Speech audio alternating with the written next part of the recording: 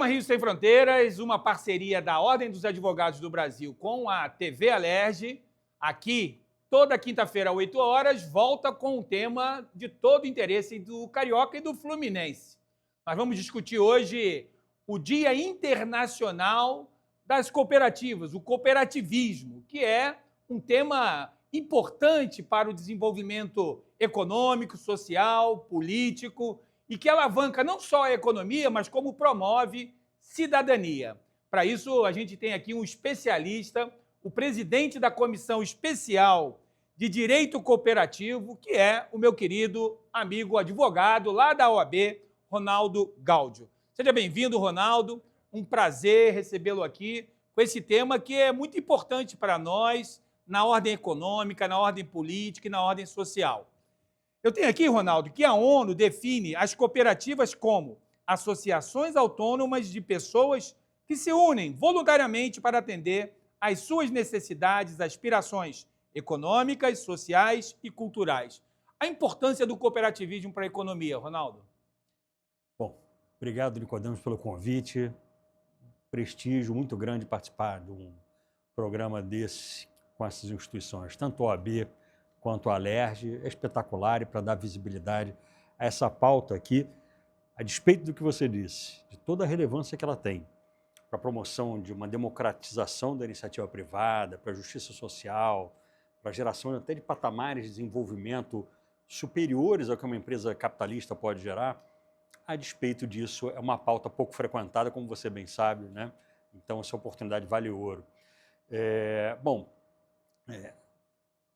O grande problema é que esse modelo, a despeito da importância que ele tem, da densidade que ele tem, ele representa uma forma de exercer atividade econômica que é contra-majoritária, né? A maior parte das pessoas tem no seu campo de formação um concurso público, ser um empresário, um profissional liberal, mas não passa pelo nosso portfólio de opções ser um cooperativista ou me dedicar ao trabalho ou uma atividade de consumo através de cooperativa. Então, isso acontece porque as cooperativas, elas realmente são um modelo que explora a atividade econômica de uma maneira que não é que prepondera na nossa sociedade. Não é padronal, não é o modelo é capitalista. Convencional. O modelo é capitalista, então não é nada contra a empresa capitalista. Eu tenho minha empresa, tenho minha sociedade de advogado, o fim é lucro. Mas esse modelo ele nasce justamente como um modelo espontâneo na origem, né? Espontâneo, quando ainda não existia nenhuma legislação naturalmente sobre cooperativa, mas uma forma de reação à exploração do capital do consumo, né? Num quarto da história de muito aviltamento, né? Então, dentro dos próprios parâmetros de livre iniciativa, consumidores ou trabalhadores começaram a se organizar para explorar a atividade econômica, sendo eles mesmos os donos da empresa. O conceito que você usa da ACI, Aliança Cooperativista Internacional, sim, ele prossegue dizendo que essa associação de pessoas ela é feita para exercer a atividade econômica através de uma empresa de propriedade comum.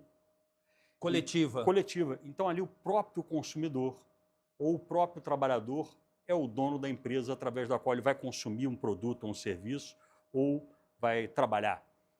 Então, os grandes paralelos que a gente pode fazer, que são mais fáceis de tangibilizar, que são marcas mais comuns, mais conhecidas Sim. do cooperativismo.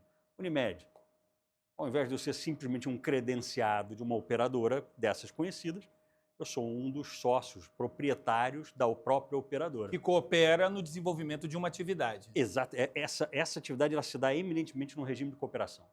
Essas pessoas cooperam entre si com capitais e trabalho para serem os donos da operadora, sem que eles seriam simplesmente os trabalhadores dela, né? Sim. E, Ronaldo, você trouxe uma questão muito interessante que demarca bem para aqueles que estão nos assistindo que esse não é um tema recente, que surgiu agora. Poderíamos nem trazer como referência a nossa própria Constituição Federal, que é um marco do nosso processo de redemocratização, mas você traz com muita propriedade que o Dia Internacional das Cooperativas ele foi criado em 1923 pela Aliança de Cooperativa Internacional e que ali, através da Resolução 4790 da Assembleia das Nações Unidas, em 1995, estabelece esse ano como um ano internacional. E a gente estaria aí completando, então, 30 anos desse marco referencial no âmbito das Nações Unidas. o que é muito importante.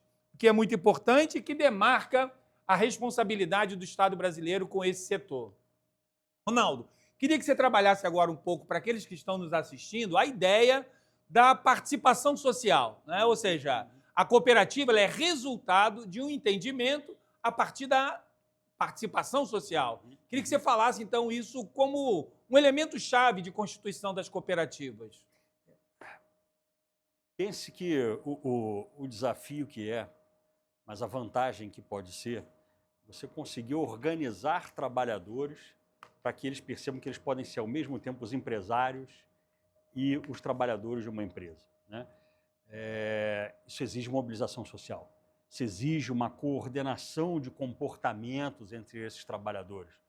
Porque, diferente de um empresário, que numa sociedade capitalista comum simplesmente vai aportar recursos e nem precisa administrar, ele basta ser um investidor, nesse caso, os trabalhadores, além de aportar algum recurso, porque a gente está falando de uma sociedade e normalmente elas têm capital social, ele, além disso, ele tem que se engajar com o trabalho, se compromete em trabalhar com aquela empresa, né? Então, primeiro aspecto, envolve esse engajamento. Não é à toa que países que têm até pouca tradição em matéria legislativa de cooperativa conseguem uma participação de cooperativas maior no mercado, no PIB daquele país, mas por conta de questões que parecem muito mais relacionadas a grau de cidadania, de formação, de participação social. A gente tem aqui um dado que é muito interessante. O Anuário do Cooperativismo Brasileiro, de 2024, divulgado pela OCB, né, afirma que existem cerca de 23,45 milhões de cooperados no Brasil, o que equivale a 11,55% da população. Uma questão importante que está colocado no centro desse debate é como, em termos de Brasil, a questão do amparo fiscal e do amparo legal. Hoje, qual é o nível de institucionalidade das nossas leis em relação ao cooperativismo? Ainda somos muito tímidos, existem leis suficientes, é uma questão de implementação, porque a gente vive um processo de redemocratização no Brasil, que se criam muitas leis, mas pouca efetividade. O cooperativismo padece disso ou ainda carece de leis que possam regulamentá-lo, Ronaldo? Nicodemos, obrigado pela pergunta, bastante importante. O Brasil, em termos de instituições de direito cooperativo, ou seja, legislação tipicamente cooperativista, comparada a diversos países, ele, inclusive, costuma ser vanguarda, né? Nós temos hoje no ordenamento brasileiro, além de previsões de status constitucionais bem relevantes sobre cooperativa, que estabelecem vetores para o funcionamento das cooperativas, normalmente ligado a direitos fundamentais. Muito importante. Essencialmente ligado ao direito de liberdade econômica, de livre organização de trabalhadores e consumidores, está no artigo 5º, não poderia deixar de ser. Claro. Um outro parâmetro constitucional ligado ao direito de igualdade, que estabelece para o regime jurídico das cooperativas, ou melhor dizendo, por uma modalidade obrigacional típica das cooperativas, porque elas não praticam os mesmos contratos que nós aprendemos na faculdade. Elas constroem relações obrigacionais próprias e a Constituição diz que ela tem que ter um tratamento isonômico. Ela, por ser diferente, ela precisa ter um regime jurídico adequado.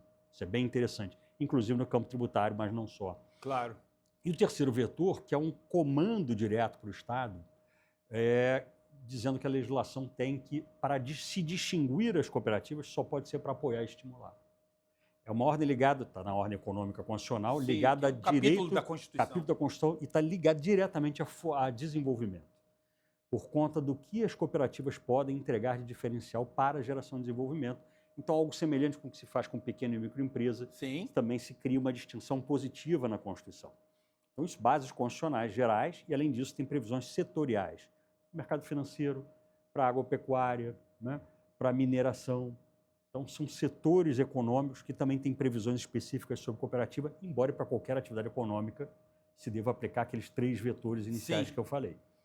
Agora, de legislação infraconstitucional, a gente tem legislação muito boa e ainda moderna, ela é aperfeiçoada pontualmente pouco a pouco, que é uma lei geral de cooperativas.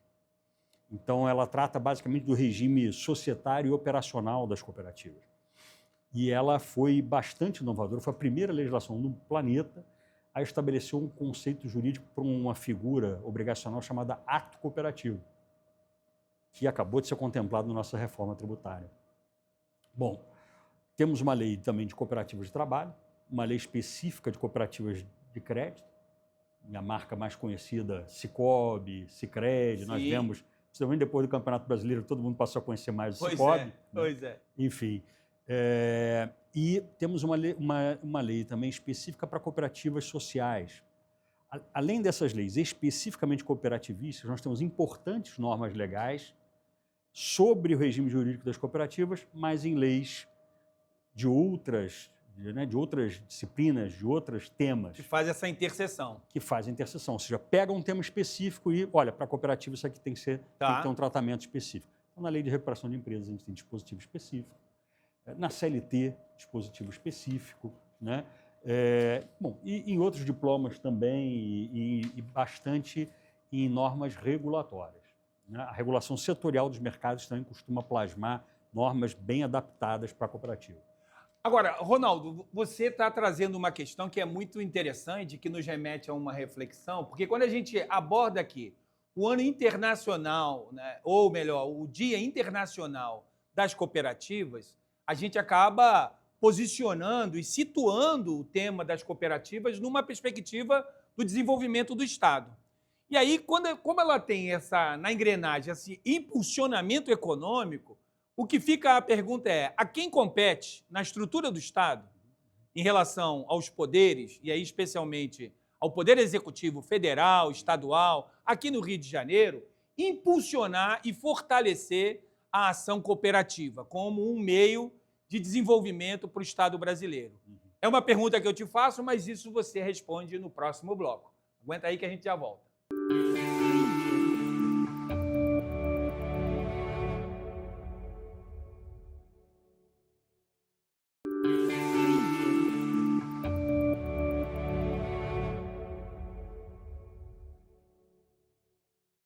Bom, voltamos com o programa Rio Sem Fronteiras, um programa da parceria Ordem dos Advogados do Brasil e Alerj, TV Alerj, uma parceria que une a Comissão de Direito Internacional e aqui a TV Alerj, num espaço semanal que debate sempre uma data internacional, uma ação, uma política, aquilo que possa fortalecer a advocacia e possa fortalecer o Estado do Rio de Janeiro.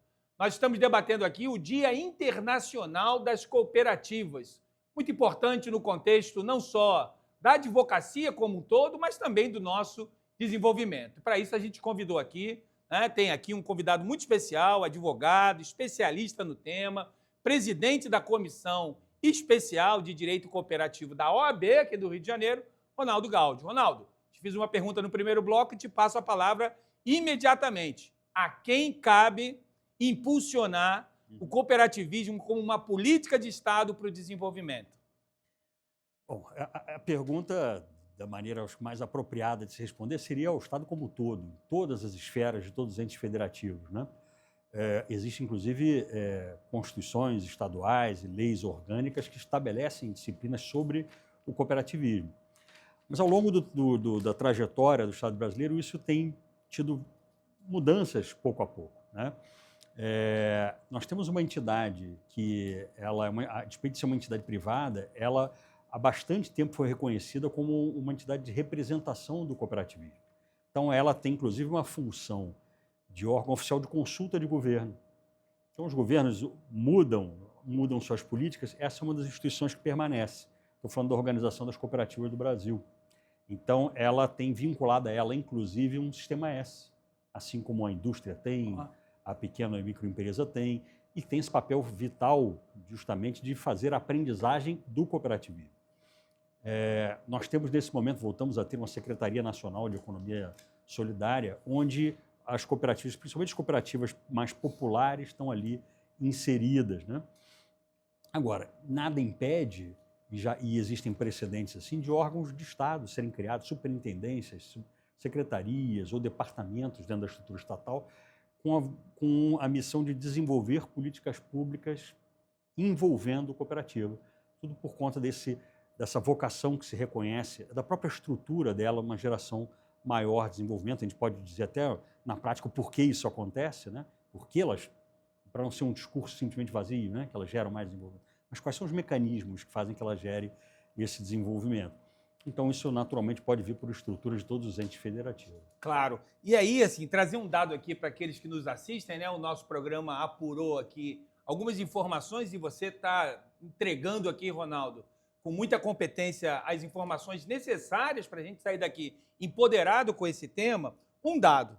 O movimento cooperativo engloba 23% da população ocupada, emprega 550.611 profissionais e sua movimentação financeira alcançou 692 bilhões nesse país. É impressionante, é um número, uma cifra que realmente há de se afirmar, situa o cooperativismo na engrenagem do desenvolvimento econômico desse país.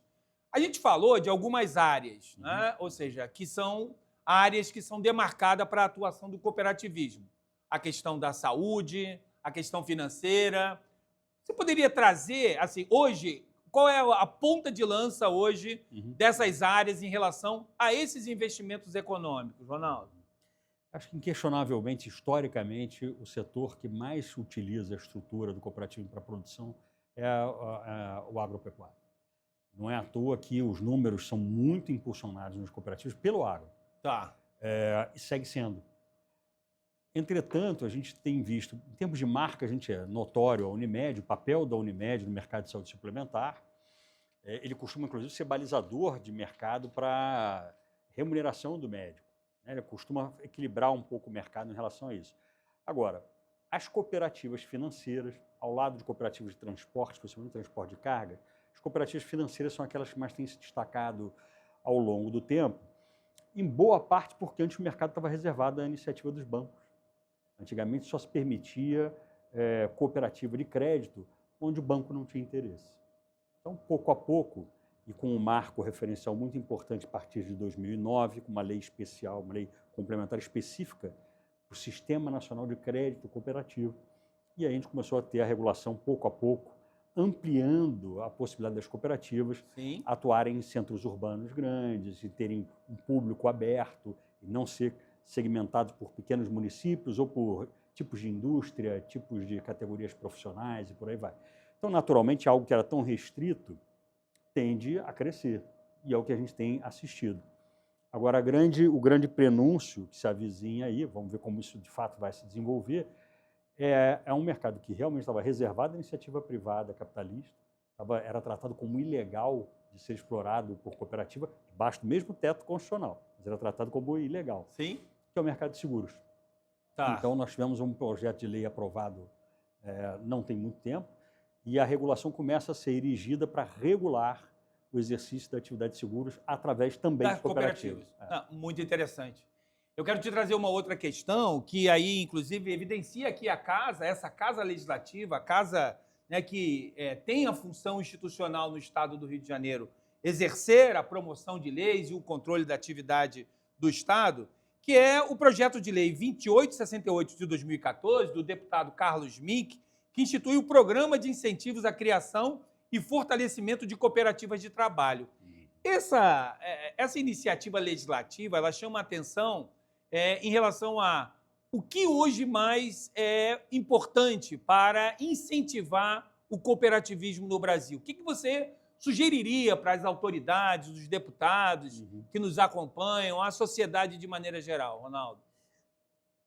Perdão. Existe um problema que é um problema de compreensão. Isso é muito importante ser tratado. Não basta dar incentivo, né? Mas um incentivo que seja sustentado, ou seja, que se compreenda que referenciais as cooperativas têm que seguir para elas operarem de uma maneira que elas possam entregar aquilo que elas têm vocação para entregar.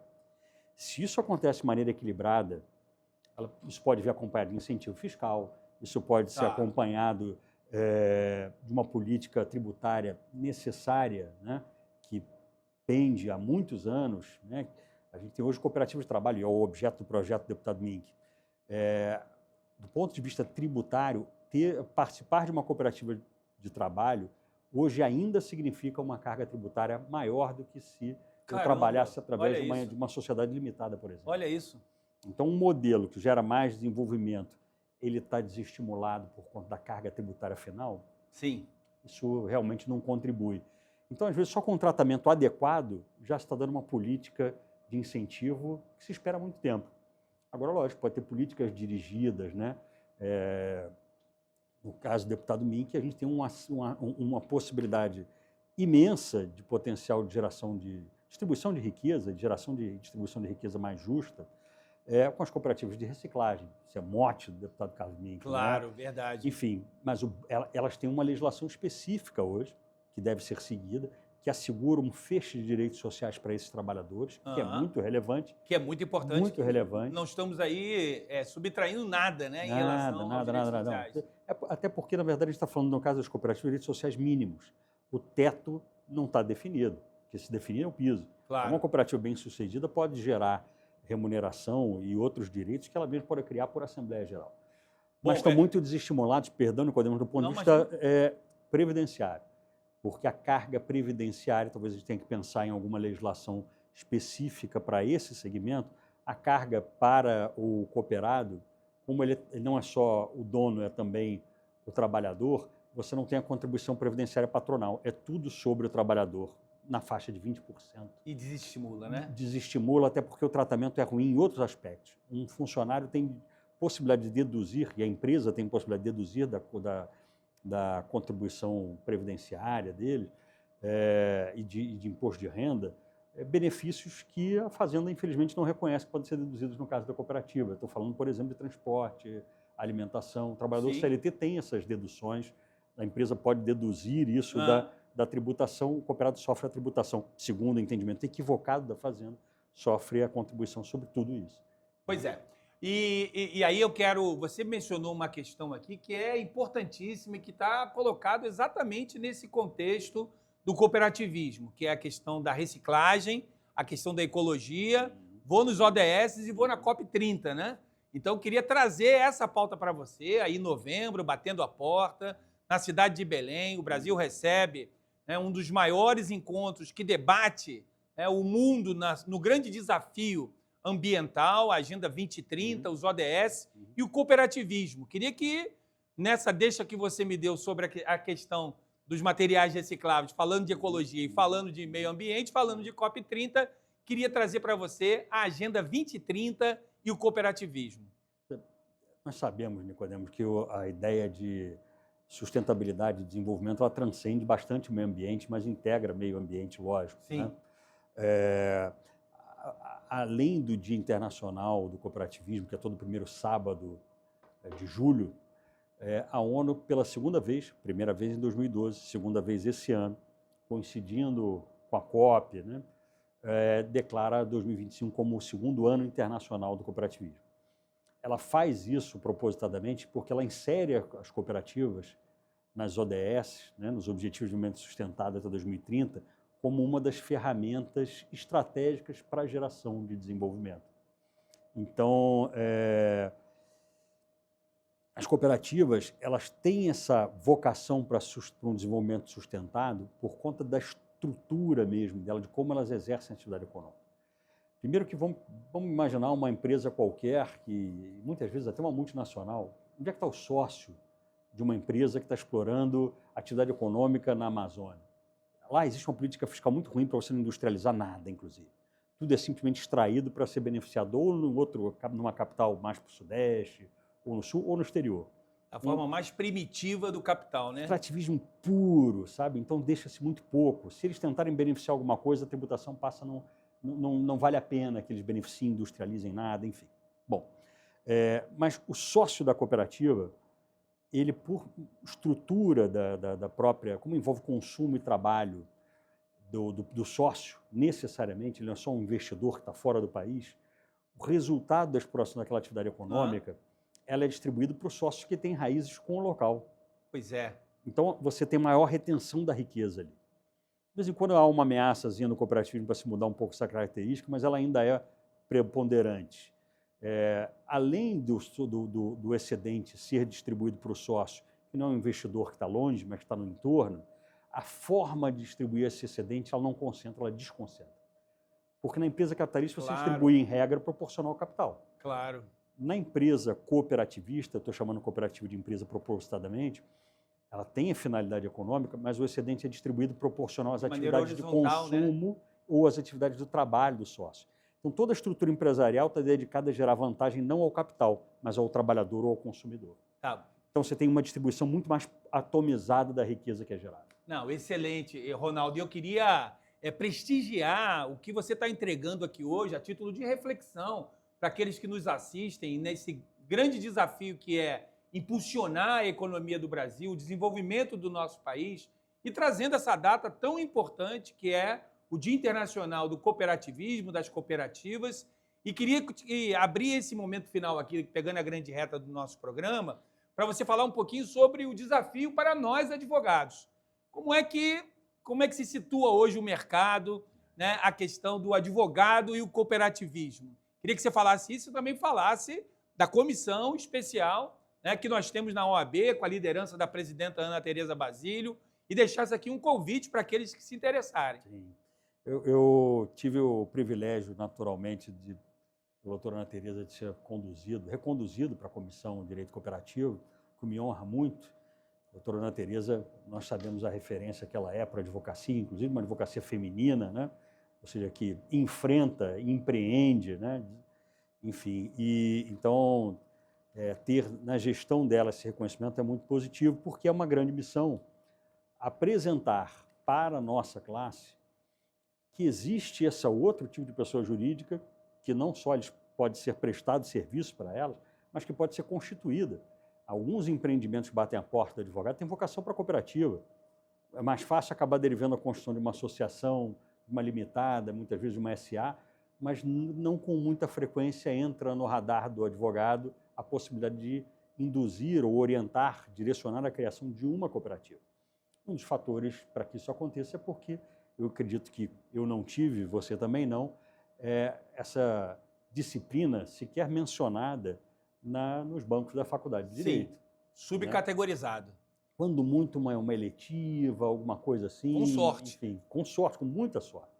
Então, é um conhecimento bastante específico, que ele muda um pouquinho a nossa forma de pensar o direito. A gente pensa o regime jurídico obrigacional e societário muito ligado ao exercício da atividade econômica capitalista. Sim. E o exercício da atividade econômica cooperativista tem premissas próprias e induz um regime jurídico totalmente diferente. Claro. E a despeito do Brasil, como eu disse, ter uma boa densidade normativa, a maior parte das questões que se apresentam do regime obrigacional das cooperativas não estão legisladas. Então, a gente tem um espaço gigantesco para a geração de instrumentos jurídicos obrigacionais que tem que ter conformidade com o modelo, para dialogar, ver de que maneira se adapta à realidade da atividade cooperativista. Pra você ter uma ideia, uma operação que eu faço com um cooperado, seja numa Unimed, seja num Cicobi, seja numa cooperativa agropecuária, seja no táxi, seja futuramente nas cooperativas de seguro, as operações econômicas com esses consumidores e trabalhadores, elas acontecem sob um regime de uma modalidade de obrigação chamada ato cooperativo, que contemporaneamente na teoria dos negócios jurídicos seria negócio cooperativo e não ato cooperativo. Mas para todas essas práticas, a gente tem muito poucas normas explícitas em lei. A gente tem mais dispositivos no Código Civil para contrato de compra e venda, que é apenas um dos contratos típicos, do que para todo o ato cooperativo. Então, é um campo de criação para o advogado, desafiador, muito grande, muito rico. E aquele que está nos assistindo, o advogado que está nos assistindo, então, a Comissão de Direito das Cooperativas, o cooperativismo, é uma comissão especial presidida pelo Ronaldo, está à disposição, inclusive, para poder participar e se inteirar sobre esse campo. Olha, Ronaldo, muito obrigado pela sua participação aqui. A gente vai encerrando o nosso programa Rio Sem Fronteiras, uma parceria da OAB com a Alerj, Comissão de Direito Internacional e TV Alerj. E hoje debatemos o tema do Dia Internacional das Cooperativas, o cooperativismo como elemento-chave de desenvolvimento do Brasil e do mundo. Nos aguarde, na semana que vem tem mais um tema internacional aqui na TV Alerj, no Rio Sem Fronteiras. Até mais!